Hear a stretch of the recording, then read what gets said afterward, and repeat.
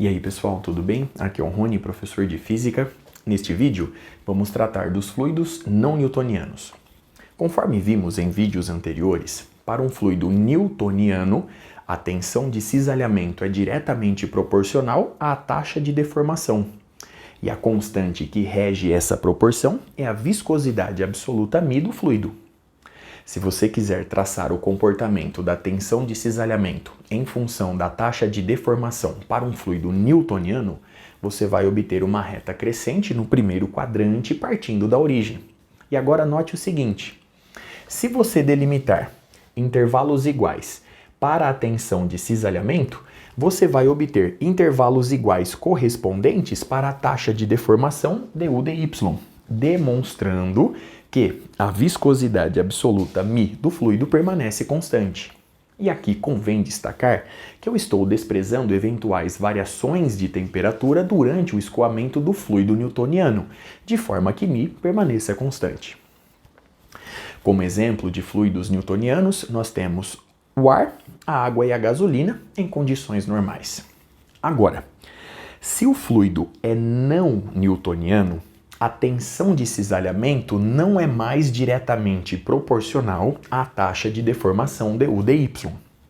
Neste caso, a expressão geral é a seguinte: a tensão de cisalhamento é igual a K, que multiplica du dy elevado a N, em que N representa o índice de comportamento do escoamento e K representa o índice de consistência.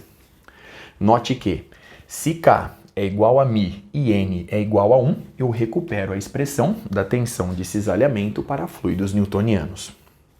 Retornando para essa expressão geral, nós temos o seguinte: se N é menor do que 1, nós temos os fluidos pseudoplásticos.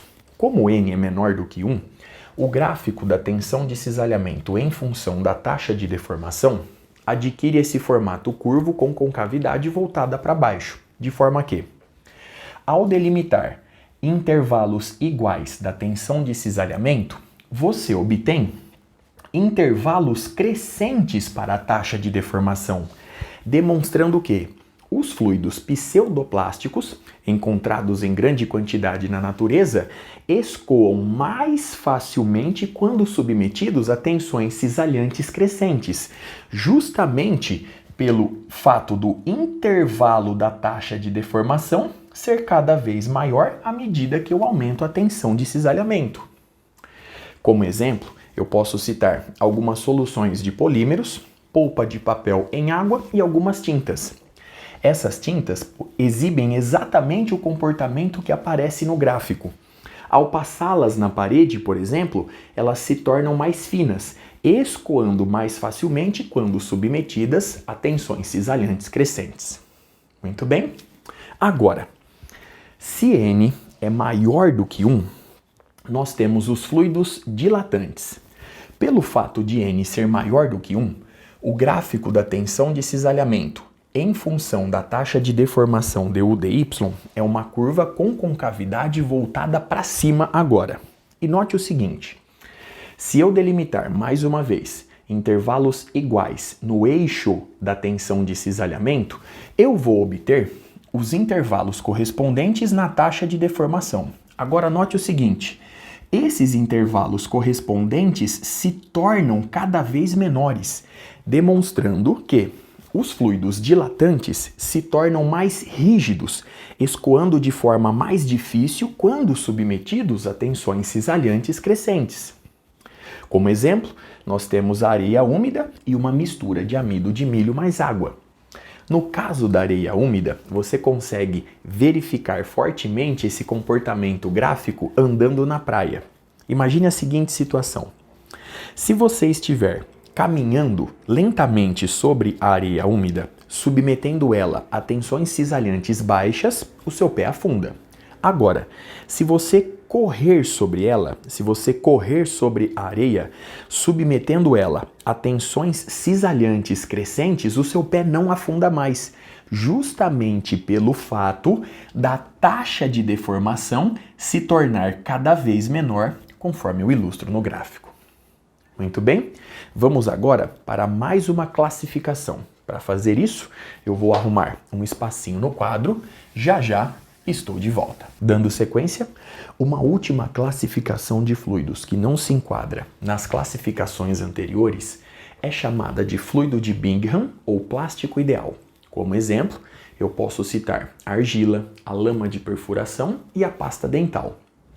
Estes fluidos exibem o comportamento de um sólido abaixo de uma tensão de cisalhamento limite, de forma que, acima dessa tensão, eles escoam como um fluido, exibindo um comportamento linear com a taxa de deformação du/dy, conforme eu ilustro no quadro.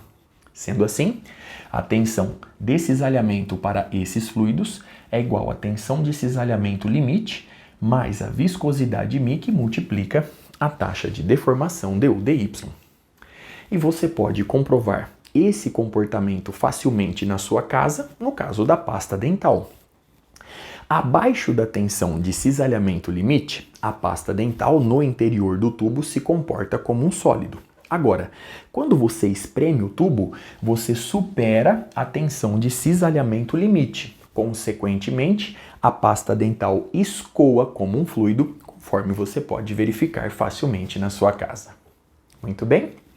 Enfim, vamos analisar agora o comportamento da viscosidade relativa eta em função da taxa de deformação du/dy, conforme eu ilustro no quadro, para fluidos pseudoplásticos, dilatantes e fluidos newtonianos. Para fazer isso, vamos definir essa viscosidade relativa representada pela letra eta. Para fazer isso, eu vou recorrer a essa expressão, reescrevendo-a da seguinte forma. A tensão de cisalhamento tal é igual a K que multiplica du/dy elevado a N. Consequentemente, nós temos K que multiplica du/dy elevado a N-1 vezes du/dy. Perceba agora o seguinte, a viscosidade relativa eta é definida pela expressão K que multiplica du/dy elevado a N-1. Consequentemente, a tensão de cisalhamento é igual à viscosidade relativa eta vezes a taxa de deformação du/dy, conforme eu ilustro no quadro. Perceba que essa definição se faz necessária para que a tensão de cisalhamento adquira o mesmo formato, a mesma forma da expressão da tensão de cisalhamento para um fluido newtoniano. Muito bem? Bom, agora vamos analisar o gráfico da viscosidade relativa em função da taxa de deformação. Perceba o seguinte, a viscosidade relativa representa o coeficiente angular da reta tangente ao gráfico em questão. Portanto, vamos começar com os fluidos pseudoplásticos. Perceba o seguinte, no começo do gráfico, o coeficiente angular da reta tangente é elevado, ou seja, eta é elevado. À medida que a taxa de deformação aumenta, o coeficiente angular da reta tangente diminui, ou seja, a viscosidade relativa diminui. Consequentemente, eu obtenho essa curva conforme eu ilustro no gráfico. À medida que a taxa de deformação du/dy aumenta, a viscosidade relativa dos fluidos pseudoplásticos diminui, reforçando o fato de que, quando submetidos a tensões cisalhantes crescentes, eles escoam mais facilmente pelo fato da viscosidade relativa diminuir.